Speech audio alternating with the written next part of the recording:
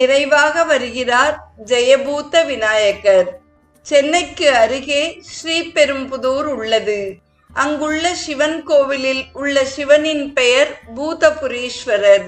சிவபெருமானின் பூத கணங்களாலேயே சிவன் சொல்ல இக்கோவில் கட்டப்பட்டதாம். பூத கணங்கள் கோவில் கட்டுவதற்கான கட்டுமான பொருள்களை எல்லாம் சேகரித்தனர். ஆனால் கட்ட இயலவில்லை.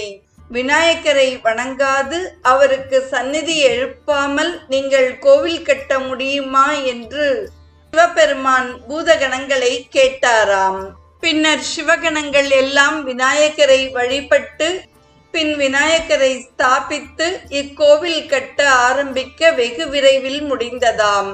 இங்கே உள்ள விநாயகரின் பெயர் ஜெயபூத விநாயகர். நிறைவாக வருபவர் மங்களம் பொழியும் விநாயகர்.